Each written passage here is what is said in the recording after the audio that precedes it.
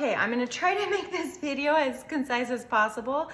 It's kind of hard because I can't fit the whole board into one video, but I think it's enough that you'll get an idea. I actually have two boards. I've got one over here. I'm gonna show you two different ways to finish this. So the first one, I'm gonna show you the exact way that I finished the example picture, but I'm gonna show you another option when I'm finished with this. So maybe watch that before you finish your porch sign and you can see what you like best.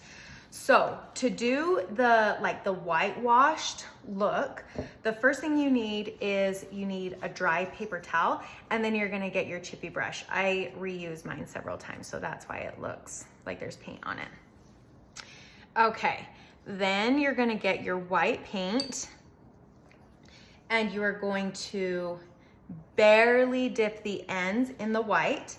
And even though you've barely done it, now don't do this on top of your board. I'm just trying to stay in the camera frame. So normally this would be over on my covered surface. I'm going to wipe back and forth on the dry paper towel so there's barely even less on there. And I'm going to very lightly, barely touching the board, brush back and forth. And I'm gonna repeat that process. I always recommend start light. That's why I wipe it on the dry paper towel. You wanna start light because you can easily build paint on. But if you end up putting way too much on and you don't like it, you have to go back and redo the blue paint. So I haven't even re-dipped my brush. I'm just using what was on my paper towel. Let me see if I can now move it down this way. That's how little white paint I am using. I'll probably need to dip it again in just a minute. I'm gonna barely dip the very ends, wipe off. I'll slide this board this way.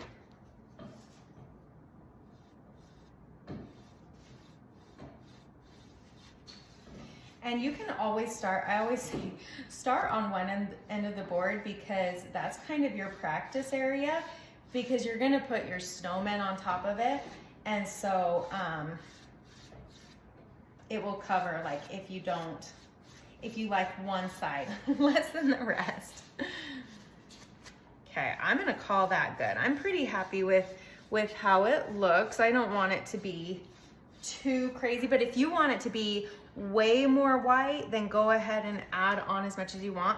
And I should have mentioned, with the blue, I did one even coat of paint with the foam brush, and then I didn't even do a full second coat because I knew I was gonna be whitewashing it. And so if there was like big areas where it was like really streaky, then I kind of went back and filled it in.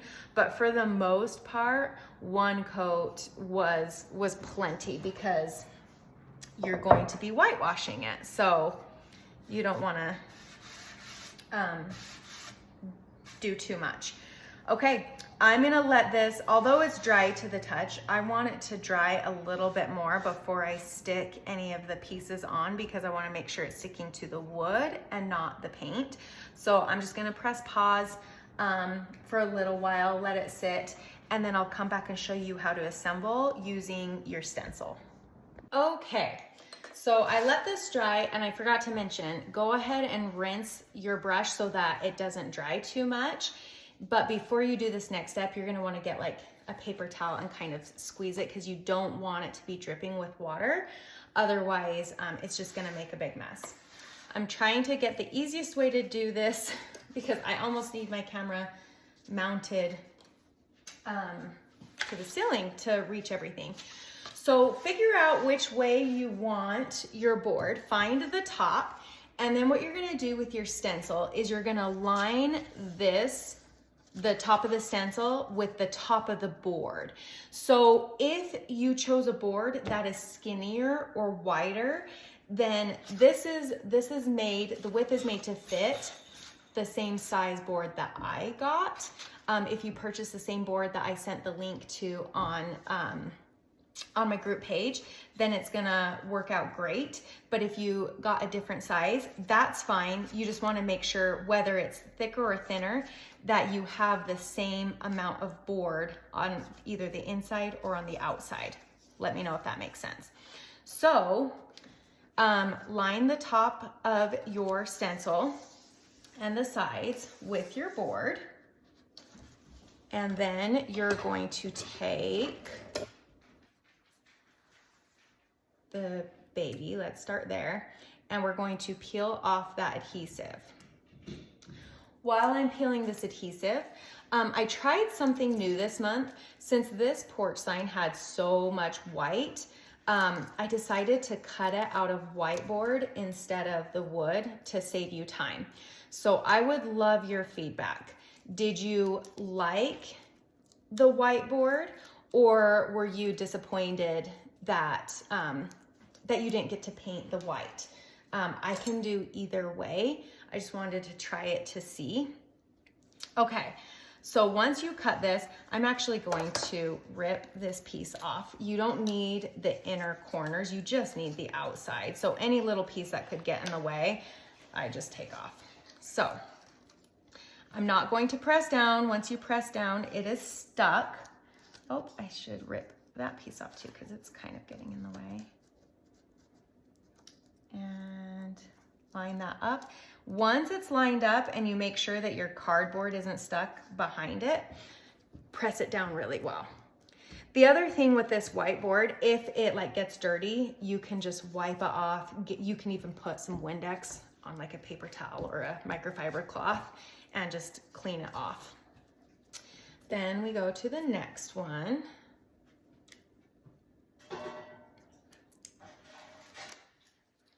Sorry for the background noise. My dog has an hour until it's his lunchtime, but he's trying to say that it's right now, and that is not the case.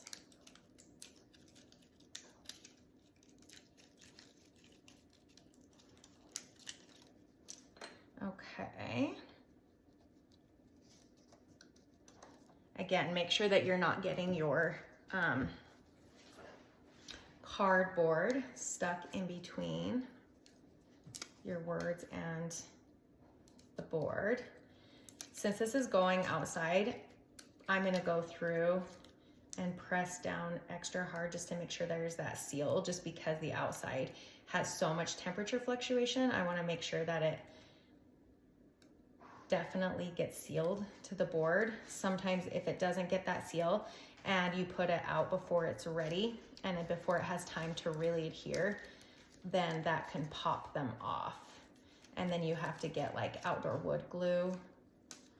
But as long as it's adhered correctly, and then I would wait maybe 24 hours just to make sure that it gets on there. I would wait a little bit of time and then set it outside. Okay, so now I'm gonna move my board this way to see if you can see that. I'm gonna press pause and let my dog out, and then I'm also going to adjust this camera so you can see better. Thing is, line it up with the bottom and then make sure your board has equal amount on both sides. So I'm just kind of hovering it above before I set it down, and then press. These bigger ones, you want to make sure that you press really good so that they don't have like a really large gap that is not sticking to that backboard. This is another reason why it's so important to make sure it's completely dry, so it's not sticking to the paint, it's sticking to the board. And then I'm going to set this down. Another way you can do this, if you're worried about it being centered, is you can set, without peeling the adhesive, you can set your snowman where you want him to go, and then pick up one piece at a time. Okay, so So I just placed that middle. I'm gonna move him down a little bit so my board doesn't fly off. And press down. And then let's peel off this top part.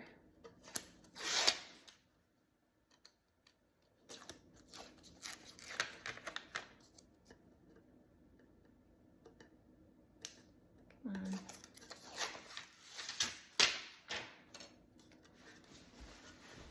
I need to go this way so I can see it. Okay.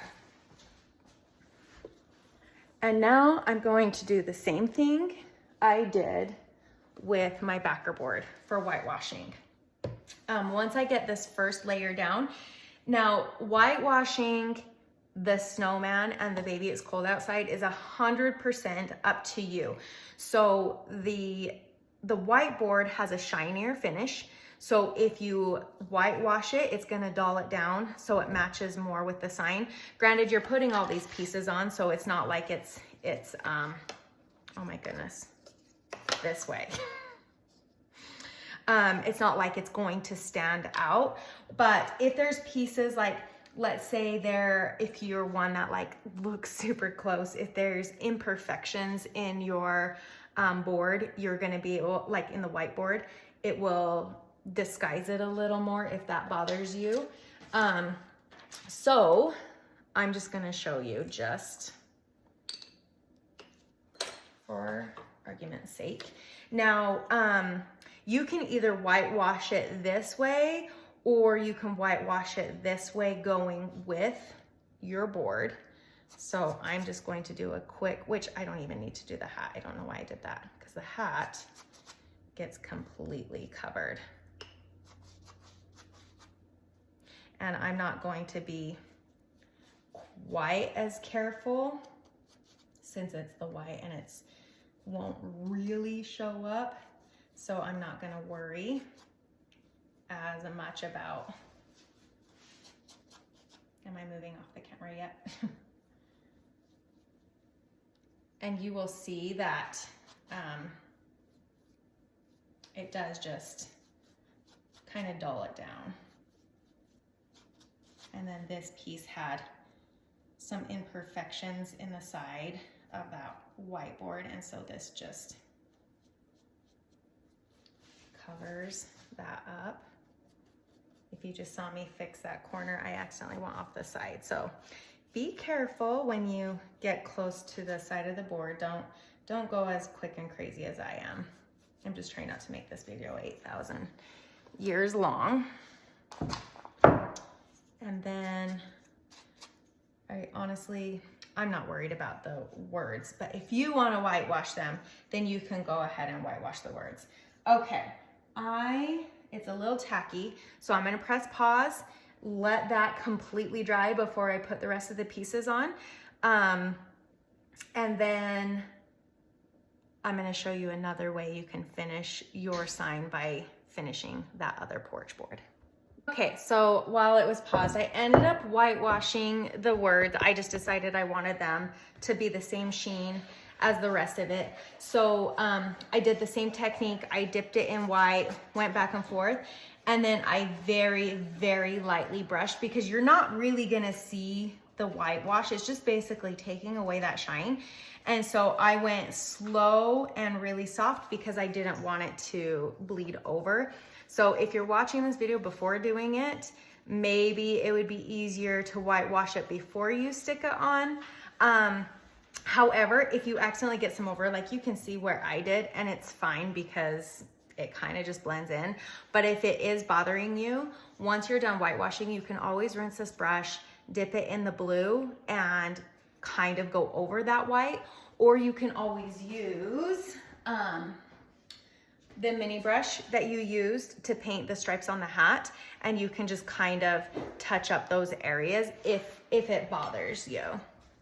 Okay, so, oops, I have an extra guy there.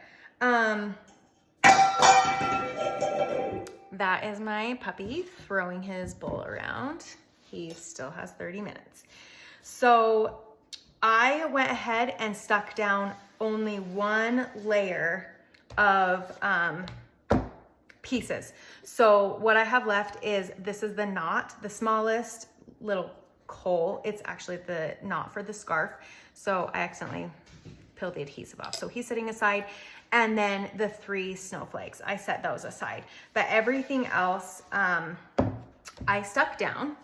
And so I'm going to just whitewash the same way. Barely dip the ends in, brush that off, and then so lightly just whitewash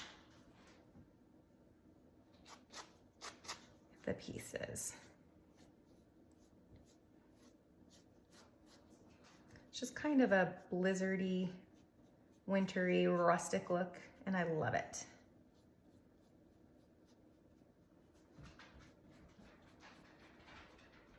And just so lightly dab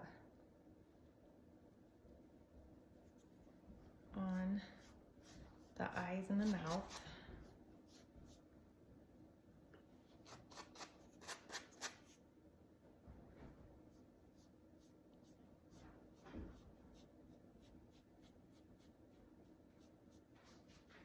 And the pole pieces. And the heart. And that's it. And so here's a couple things that you can do if you feel you were a little heavy-handed or you don't like. First of all, it doesn't need to be perfect. This is not a look for perfection. I just want a little bit more on the striped hats. So a couple things you can do is you can take, once it's completely dry, you could take your sandpaper and very lightly go over it. That's going to smooth, as long as you're not pressing down to take paint off, it's just gonna kind of smooth the paint out so there's not so much stripies. Or like I said, you can rinse this brush out, or your mini brush, you can dip it in the color that you want to kind of go over, and you can try to fix it that way. But you want this to look rustic, you want it to kind of look wind blown, frozen, if you will. And so basically, once this dries, I'm gonna put the, where does this go? On the hat. I can't see in the light where this goes. Oh, right there. And then I'm gonna, oh, I could have put that snowflake down. It's okay. So I'm gonna set those down, and then you can choose to gently whitewash those ones or not. But I'm gonna wait for it to dry. And then I will show you the second way. If you don't like the rustic look, there's another fun way that you can finish your board sign. Okay, to do this second technique, we're gonna just do a splatter technique. Now, before you start on this, just be aware you can do a combination of both techniques. If you like that whitewashed / blizzardy look because it's cold outside, you can always whitewash the background of this, wait for it to dry, and then place all of your stuff and splatter on top of that. That would look so nice, I think. Or just do one or the other. It's totally fine. So for the splatter technique, I went ahead and placed all my pieces down. Let's see if I can move my little tripod thing. I even placed the words. So everything is stuck because I just want to splatter on top. Now for the back board, I should explain, I did the same thing as the first one. I don't have 2 perfect coats. I don't know if it's showing up on video, but it kind of is a little streaky, and I like that look. I think it looks really nice, so I'm going to leave it that way. I didn't do a solid color. I didn't love that for this exact project. I'm trying to think what else I was gonna say. Oh, yes. If you're gonna do the splatter technique, you are going to need to cover your surface. So I just got the disposable washcloth from Dollar Tree, laid this out, and then I'm just gonna have to move my board because it's longer than my counter. So I'm gonna have to move it down as I work. I'm gonna go ahead and place 2 dots in his eyes just because I think that would look really cute. So I'm gonna use the end of my paintbrush, dip it into my paint, and just dot. I like that, and then wipe it onto my apron. Okay, so you're going to dip. You all might have done this ladder technique before, but if not, dip just the ends into your paint, and then I'm going to hold it and flick away just a few times to get those really big blobs out of the way. And then I hold it kind of high above my board, and as it the paint kind of dies down, I'm gonna move closer, and that's gonna give little mini splatter marks. And I'm basically just gonna do that because this is a big board. It's gonna require some patience. If you get too overzealous, you're gonna get some super big blobs, which is totally fine. If that is the look you're going for, that's absolutely fine. I'm also gonna do it on the snowman as well because that's gonna help you're not really gonna notice a ton, but it will give that snowy dimension like when you get up closer to it. And you just keep repeating this all the way up your board until you're happy with it. I'll take a picture when it's done, and so that you can see the two different looks. I'll actually take a picture of the board side by side, and then you can decide which technique you like the most. Let me know if you have any questions.